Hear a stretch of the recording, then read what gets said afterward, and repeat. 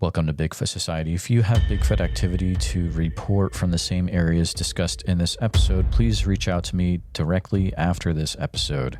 And if you'd like to be on the podcast to discuss a personal Bigfoot encounter, please reach out to me directly at bigfootsociety@gmail.com. Do you wish there was more Bigfoot Society to listen to every week? Well, there is now. If you become a supporting member over at Patreon, you get a special members-only episode every single week on Wednesdays, and sometimes even more episodes. Head on over to patreon.com/The Bigfoot Society.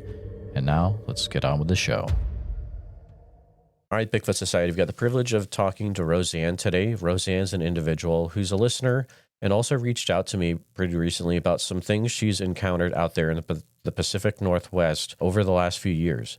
So thank you, RoseAnne, for being on the show. It's a privilege having you on today.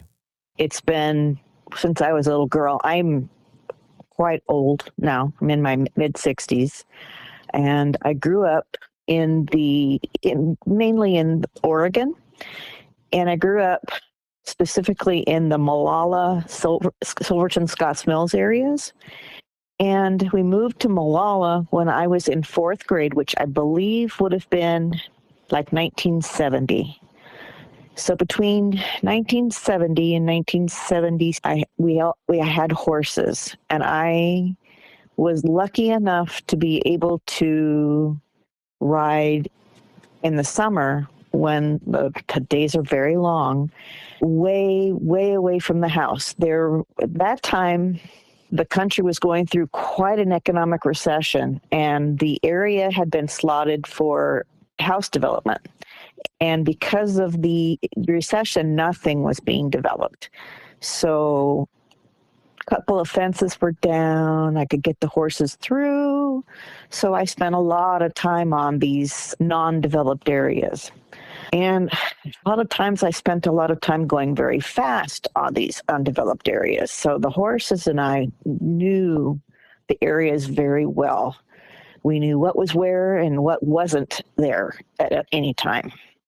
So I was running up this road, and all of a sudden the horse and I hit this invisible line of smell, and the horse threw the brakes on, and I looked, and there's this very tall stump, and it looked like weathered wood, so like kind of a light tan.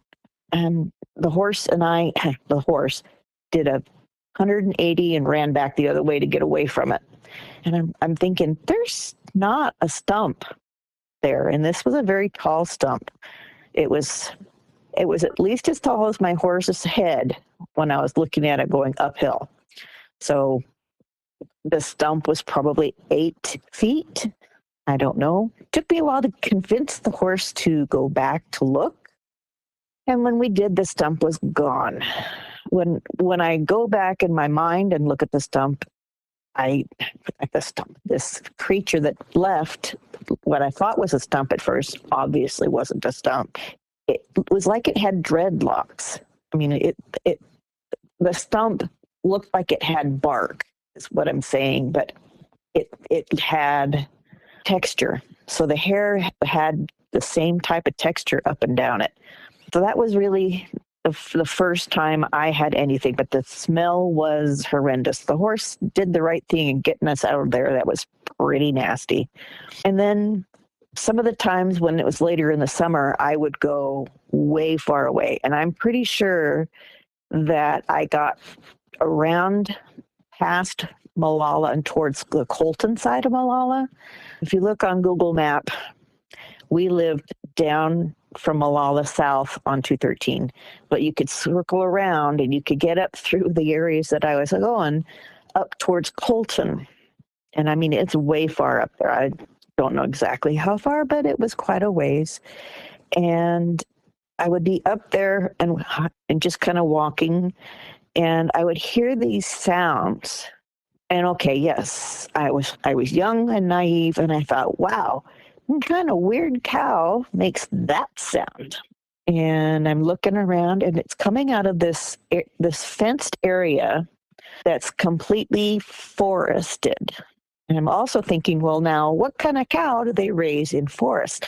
Now, granted, I'm a very young 12-year-old maybe, but I felt kind of silly even listening to Jeremiah when he read it back to me. And I thought, oh, wow, I really do feel kind of dumb having said that.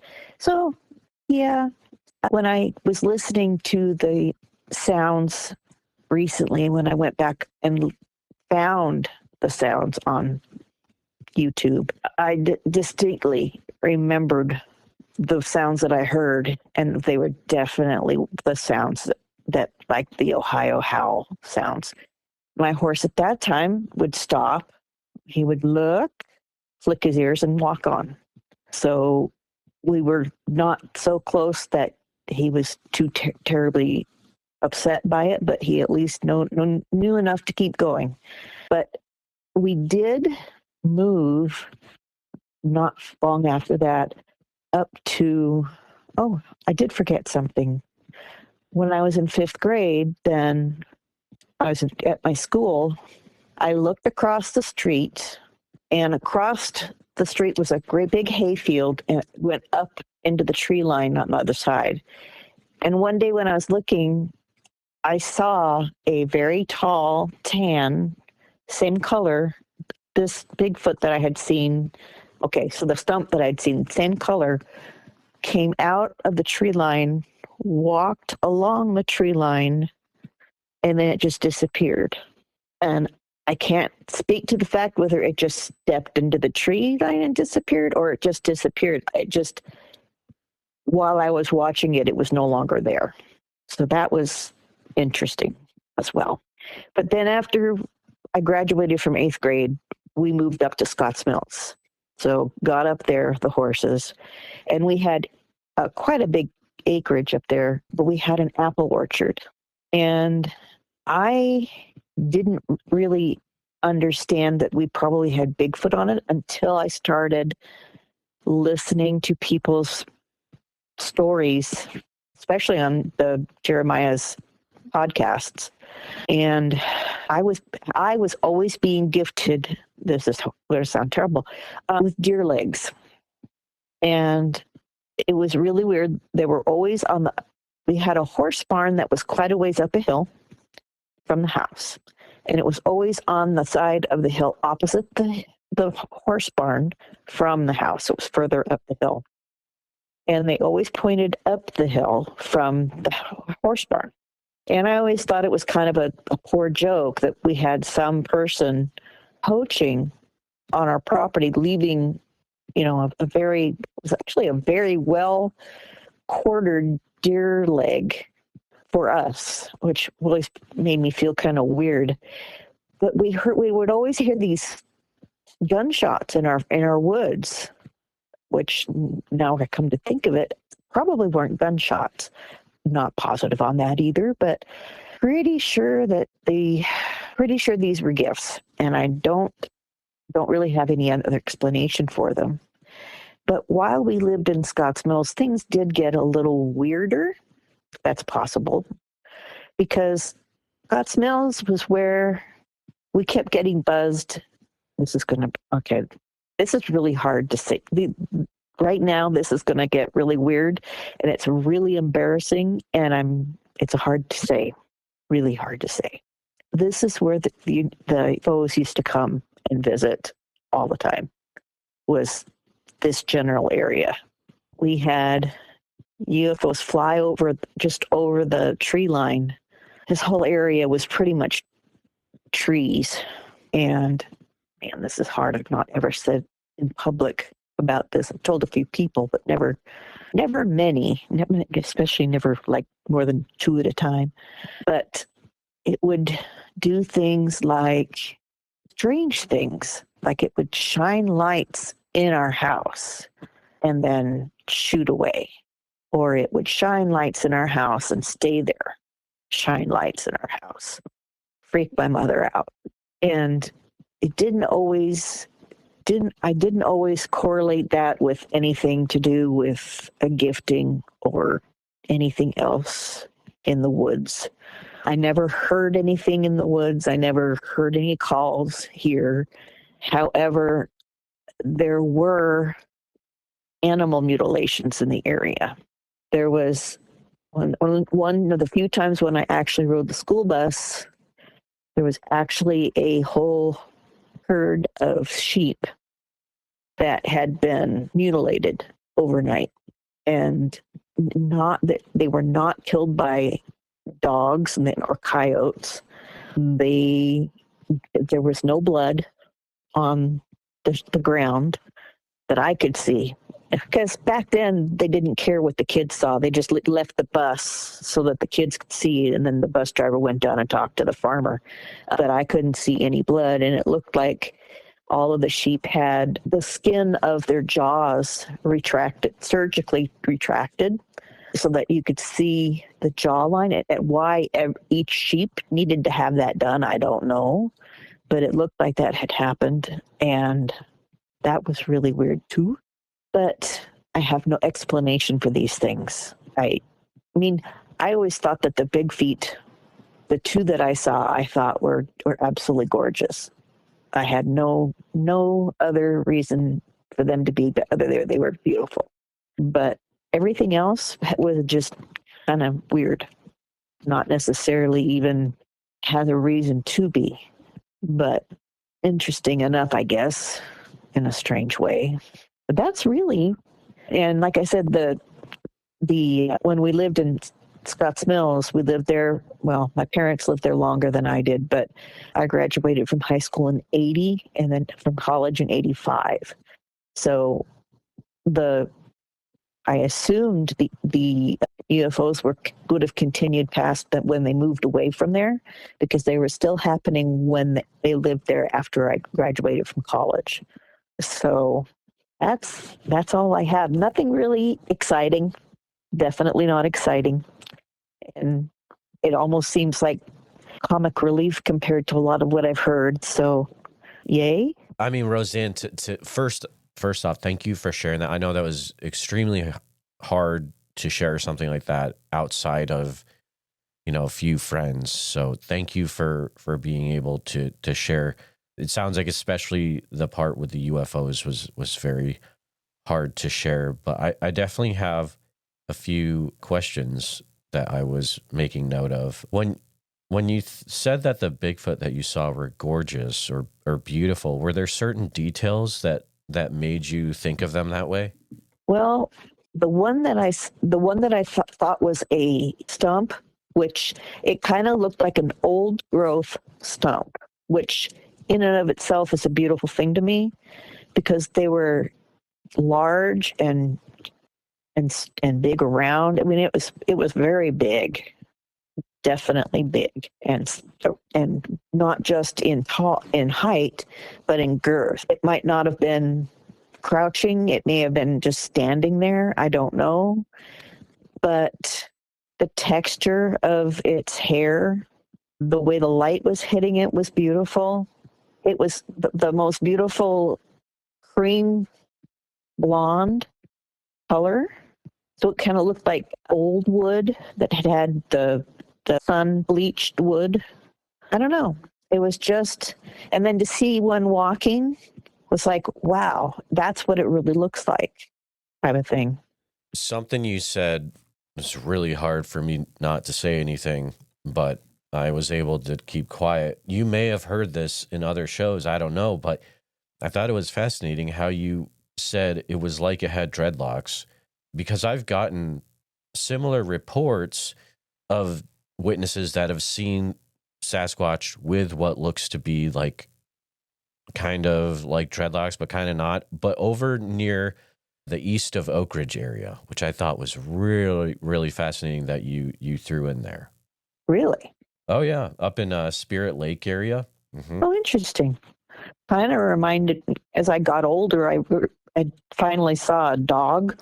Like, is it a Commodore dog that has the dreadlocks? Okay. It's a sheepdog that has dreadlocks, and it kind of reminded me of that. I mean, they're not quite as long though.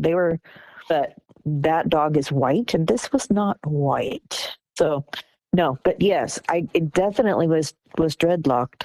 I also want to point out to listeners this whole area that's been discussed.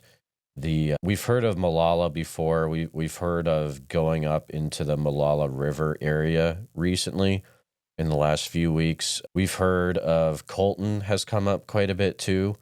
Silverton, which is to the west of Scotts Mills. So this whole area is a pretty wild and crazy area for sure. Now, the sounds that you heard when you said that they were kind of like weird cow sounds, for a few minutes, it almost sounded like you were going to say Sierra sounds, but you're saying it was more like the Ohio howl type sounds? Yes. Okay. I mean, the sounds, they're actually on your intro, or they've on one of your intros that you've had over time. Okay. It was amazing. I'm like, oh, those are the sounds. I guess that would make sense because a Ohio howl or air raid type sound could really sound like a weird cow noise for sure. Well, yeah. And the funny thing was, my best friend's family had a dairy, and their cows made really weird sounds. In my defense, their cows made really weird sounds. The other thing that was really weird about that part is, well, how far out in the woods were you when you found this fenced area? A long ways. I only made it that far out, maybe once or twice a summer. The only thing I was supposed to be home by was dark. And if I didn't, it'd be dark by that at that time of year was like 10. So it was a ways out there for me to be out until 10. But I don't know. And you said the inside of that fenced area was forested, or was it like a pasture type area? No, it was very tightly forested. What kind of fence was it around it? It was a very tall barbed wire fence. So it's like an elk fence.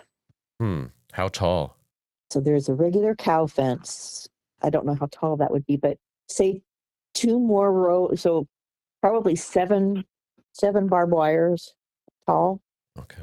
I don't know how much that is. Let me think. 6 feet tall? 6 to 7 feet tall. Okay. How long did that fence seem to go for? Well, the trees, I only saw the narrow side.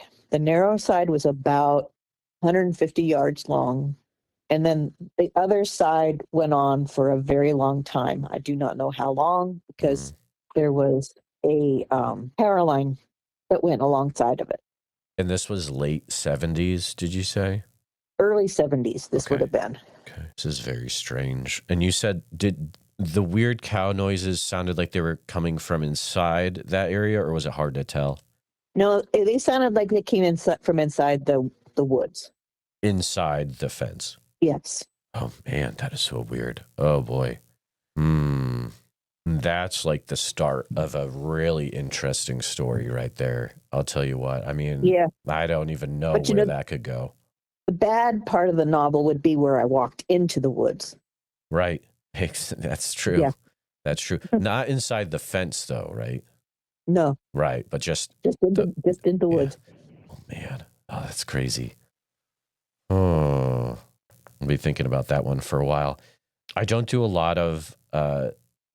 Dogman comes into the podcast every once in a while. UFO stuff doesn't, so this is really interesting.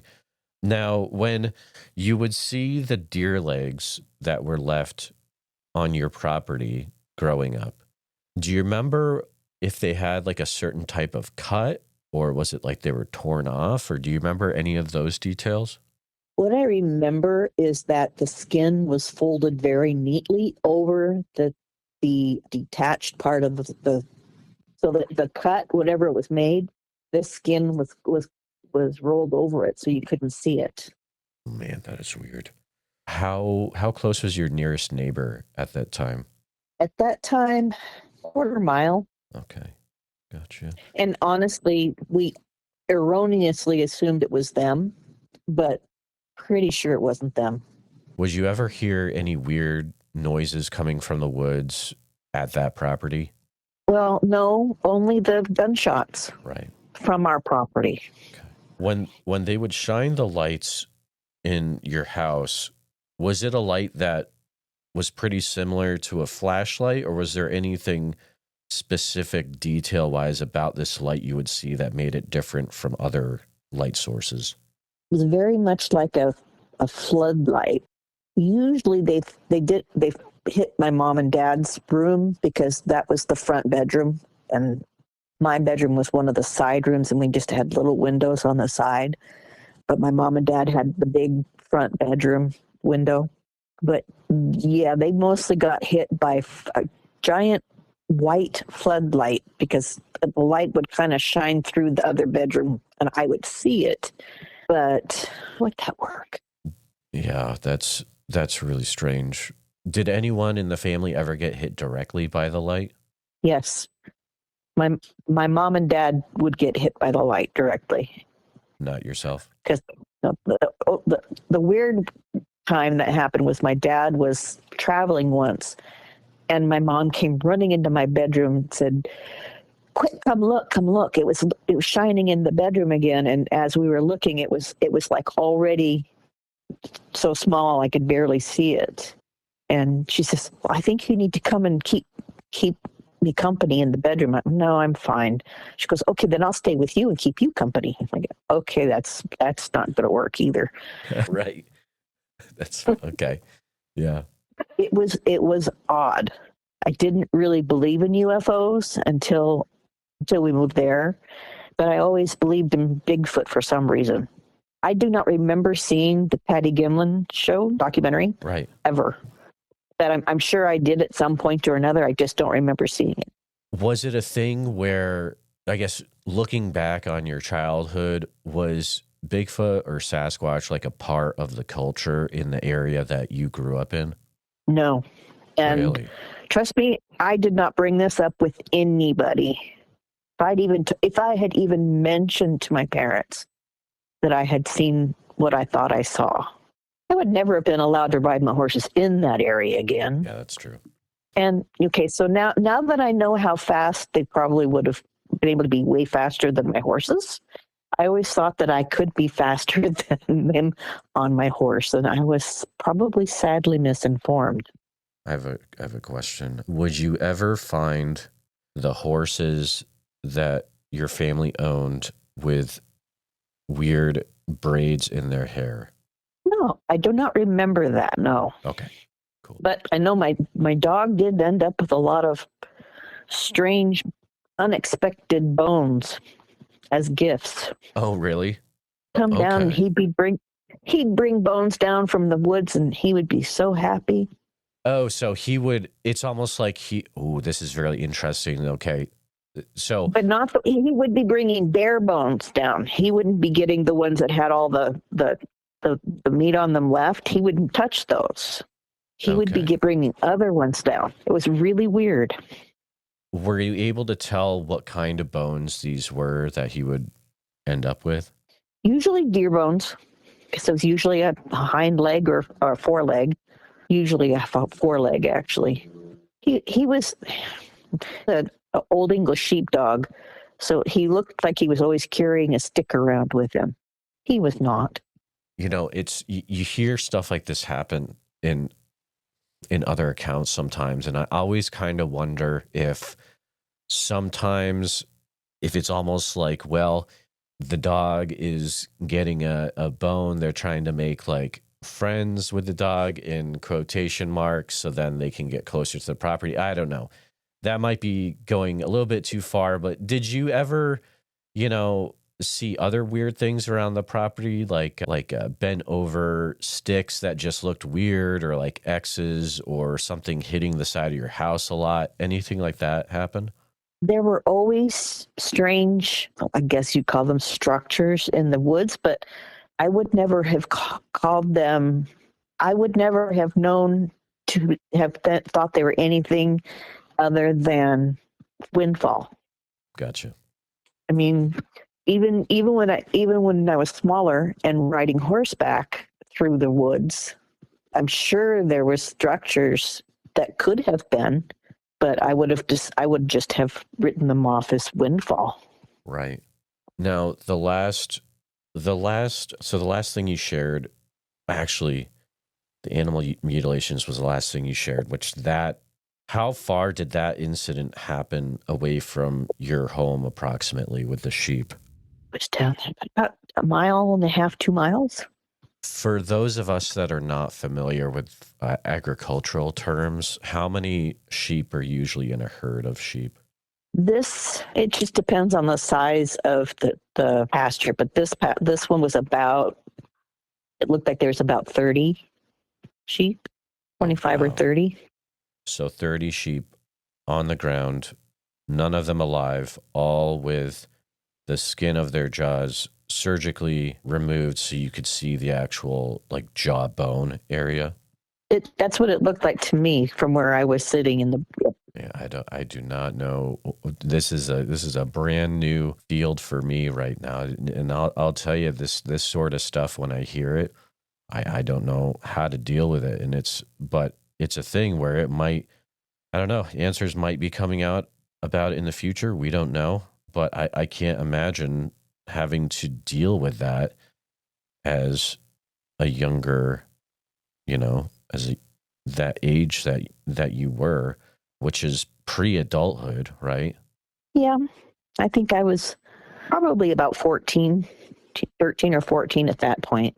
How did you deal with that mentally? Was it a thing where it's like this is weird, just move on, or? Well, at that point, this is farmland. The animals die. Yes, they died weird, and I don't know how they died. And yes, we've talked about animal mutilations forever.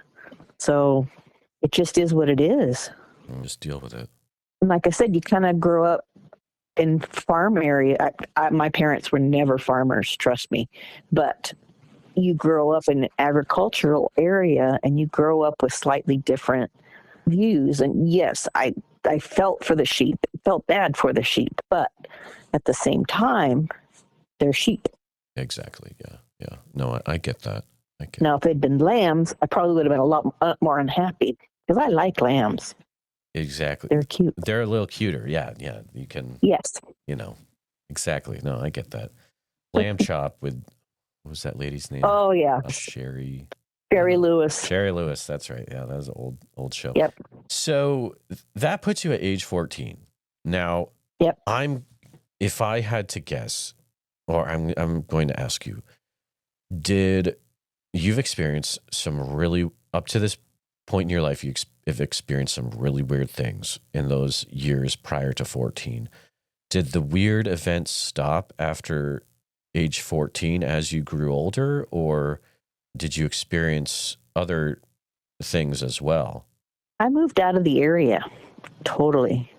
So the weird things stopped. I did eventually come back to the Pacific Northwest. Yes, I spent a couple of years in Dallas, Texas, which I'm glad that we went, but I'm glad we came back to the Pacific Northwest. In Central Washington now, and I've been in Central Washington for like 35 years. So I'm happy to be here, but I'm happy also to be in a semi-wild area where we still get a cougar in town every once in a while. Yeah, but close enough to Seattle to still get over there when we want to go. Yeah, absolutely. And I mean, you live in Central Washington. If you wanted to get into Bigfoot stuff, I mean, you listen to stuff. It's all around, probably wherever you're up there. But do you ever think about or wonder why that area, and I believe that's Clackamas County, why that area just had so much strange things happening in it? Yeah, I did wonder about that. I just kind of assumed that it was because it was so wild. There was so much. There was just so much wild wood that hadn't been since it had been timbered. Since the original timber had been taken, nothing had been done with it. So it'd been the mid 1800s. They took the original timber off, and then it had been left to its own devices since then. And then we started showing up, and things started to get angry that we showed up, or at least got interested in the fact that we showed up. When you talk to your parents, let's say you're down in Texas And if you ever called your parents, like, would anything ever come up saying, hey, weird stuff is still going on, or remember the lights? Yeah, that still happens. Were there any experiences like that that would be conveyed? Not really. They didn't like to speak of it. My mom would probably have spoken of it before my dad would have, but even she wouldn't talk about it over the phone. She might write you a letter about it before she would speak over the phone. I do not know why. I am not a person who usually talks about UFOs, but I'm trying to think of stuff I've heard before, different interviews, and sometimes you hear that if people interact with things like that, they can sometimes have really interesting health issues arise later on in life. So that's why I'd asked that question. Oh, there was, this is jumping back. We're kind of all over the place, but I in fifth grade, when you were in school and you saw that one up in the hayfield and you had seen it actually walk for a few seconds, it sounded like. Is that correct? Yes. Do you remember, did the way that it moved and it walked, was there anything out of the ordinary about that? Or was it kind of just the way that you would expect like a humanoid figure to walk? Well, it was far enough away that all I could see was that it moved. I couldn't really see specifics, but it just looked like a human moving. But from a distance, I mean, it looked like a human from a distance, but from such a long distance, it shouldn't have looked like, it was disproportionate enough that to look like a human from that distance, it must have been big. Gotcha. It's very interesting. When you got the deer legs, what would you do? What would your family do with them? My dad would throw them in the gully that was in between. There's like a little valley in between our property and the next property. And I assume that the coyotes would get them. Sorry, I don't know if you picked it up on your side. We got some really interesting electronic interference that just came in. Oh, is that what that was? Oh, you heard it too? Okay. Yeah. Yeah. We've been getting stuff like that recently. So there was a gully on your property that just had, it was kind of like you threw the deer legs in there and that's where they would be banished to. That is the UFOs that would come over. Did you actually, at any point, were you actually able to see the UFO? Yes. Can you describe what that looked like? The type of UFO that you hear about where you have the one disc with the another disc on top of it. So you've got a smaller disc that rotates with another disc that has lights and windows. That's pretty much what we had. Because we could be sitting out on our front porch and we could see it go. We could see it go past our front porch, just on the trees ahead of it, and just go up the road. It would follow the road up. I don't know why. Oh, so it was like hovering above the road and sticking to the road? Well, yeah, it would hover above the trees, which were right alongside the road, and would just follow the trees up the road. Was there any way to kind of tell how big this UFO was? I would just be guessing. My guess would be maybe, I want to say 50 feet across, but they were good sized. I mean, to a kid, that's pretty good sized anyway. But yeah. Did it ever interact with anything else on the property besides flashing light into the house? Not that we ever saw. And because a lot of times when it flashed its light, we would run and hide. Oh, wow, really? Yeah, that kind of scared everybody. The whole family would run and hide? Yes. Oh my goodness. We saw my dad and mom running and hiding. Usually the kids would run. There's only me and my sister, and actually it was usually just me. If I saw my dad and mom running to hide, I usually would run and hide too. Okay, so can you walk me through what that would mean? So if your parents were going to hide from whatever was happening, like that involve going into a closet or a basement, or how would that kind of happen? Well, there's a room that didn't have a window on that side of the house. That's where they would run. And I would just run up into my bedroom and, hide because it had never shown a light into my bedroom. Was there an event that happened that made the hiding start to happen? Sorry, was there like a catalyst event that something so weird happened that then after that you saw, okay, parents are starting to hide a lot after this one thing occurred? No, I really don't. I don't remember there being one. It's not saying there might not have been one. Right. The UFOs really were weird because they happened a lot more at night than they did during the day, which you wouldn't think it would matter if it came during the day or during the night. Right. But it usually happened no earlier than like dusk, and then like maybe 3:00 at night would be the latest that I remember seeing them. When your parents and yourself would be hiding, how long would that usually last for? 15 minutes or so till Okay. it moved on. And is this a thing that it would happen like once a month or once a week or random, or how often? Really random. Sometimes a couple times a week. Sometimes once a month. Sometimes, it would not do it for a while. Is this a thing, and I'm sure the answer is no to this. Is this a thing where your parents had ever gone to the local police or other neighbors and be like, hey, you guys dealing with this too? Or That is a definite no. yeah, right. There's no way you're going to go to the authorities or to other neighbors. They're going to think you're nuts. Well, they already thought we were nuts, but yes, definitely don't want to confirm that decision. Why did they already think you guys were nuts? Oh, just did. They just did. You don't have to. We were answer. weird. We were different. Okay. We were just different. Yeah, that's fine. We didn't leave in agriculture. My dad was a golfer. Oh, okay. All right, I get it. So, when you're in a community that relies on certain things for income, and you're the guy that does the weird stuff, I get it. Yep. Because I kind of live that. So, yeah, I get it. Yep. Okay. Wow.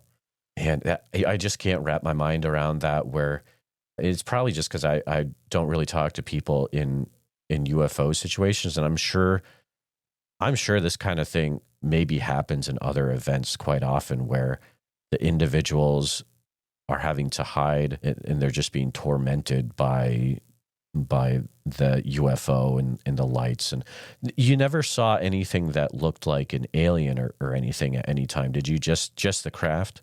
Just the craft, yeah. But at the same time, I was just a kid when this happened. It was funny to me now. As an adult, I might feel that completely different. So if I was an adult telling you this story, I might not tell you about hiding. Yeah, that's a good point. I might be thinking, that's not what I want him to think about me. Man, the whole mental mindset you would have to be in, having a family out in the woods in Oregon, and you are just being messed with to the point where you're actually hiding in a different place for your own safety. That's just, it's a fascinating story. I'm just glad you were able to get through it with no harm to yourself or no harm to anyone in the family, it sounds like. No harm, no foul. Yeah, right. Exactly. My goodness. I believe this is also Clackamas County. I have to look. This was, I believe, Marion County. Oh, it is. Yep. It is Marion. Oh, man. I am now realizing how small Scotts Mills is. Was 419 population at 2020 census. And we lived 5 miles up from Scotts Mills. So we lived up Crooked Finger Road, 5 miles up, which was about 3,000 feet up in height. So we got snow, really, really good snow in the winter compared to the down where Scotts Mills is.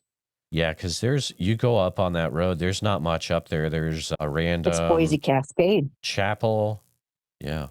Oh man, that such a fascinating account. Thank you so much for sharing, RoseAnne, what you lived through, what you experienced regarding Bigfoot, but also some really other interesting things as well. I appreciate you coming on the show today. Well, you're very welcome. And again, I'm sorry it wasn't anything wild and crazy. What matters to me is that you're able to share what it is that you experienced. And I mean, I thought it was probably one of the more wild things I've heard, to be honest. UFO stuff weirds me out. But RoseAnne, yeah, if there's anything else that I can ever do to help, or, you need to ask any questions about stuff or anything like that, feel free to reach out. I'll help you. Be glad to help you at a later time as well, if I can. But just thank you so much for reaching out to provide more context about events from this area of Oregon. Well, I really appreciate your time. Thank you so much. Yes, ma'am. We will be in touch, and we'll talk to you later. All right. Thank you so much. Just want to take a few minutes to say thank you to you, all my listeners, for listening to the podcast. Please take a minute to help out the show by subscribing on YouTube, making sure you hit the bell so you don't miss any notifications, and share the episode on YouTube with a friend. Also, if you're listening to us on a podcast, thank you so much. Make sure that you're subscribed, share the show with a friend. Really, it's all about sharing the show wherever you can. If you've had a Bigfoot encounter related to the following or know someone who has, please reach out to me at bigfootsociety@gmail.com or pass on my email. Here's the list. Number 1, encounters from Franklin County, Texas. Number 2, encounters from the entire state of Iowa. Number 3, encounters from Oak Ridge, Oregon, or the surrounding area. Number 4, any individuals that know about Bigfoot being flown off after the Mount St. Helens eruption. Number 5, individuals that have had a Bigfoot encounter while in the military. Number 6, those that have had a Bigfoot encounter in the southern New Hampshire or north central Massachusetts area, including Franklin County, Massachusetts. Number 7, individuals that have had a Bigfoot encounter in a Bible camp or Boy Scout camp setting. Number 8, individuals that have had Bigfoot try to enter their house forcibly while they were living inside. Number 9, individuals that have actively have a Bigfoot living on their property. And lastly, any sightings that are in the Ouachita National Forest area of Oklahoma or Arkansas. A special thank you to all the Bigfoot Society Patreon and YouTube channel members. It's your support that helps keep the show going, and I extremely appreciate it. I'll see you back next time, listeners. Sasquatch Summerfest this year, July 11th through the 12th. It's going to be fantastic. July 11th through 12th in Green Waters Park in Oak Ridge, Oregon. And listeners, if you're going to go, you can get a 2-day ticket for the cost of one. If you use the code BFS, like Bigfoot Society, but BFS, and it'll get you some off your cost. Priscilla was nice enough to provide that for my listeners. So there you go. I look forward to seeing you there. So make sure you head over to www.sasquatchsummerfest.com and pick up your tickets today.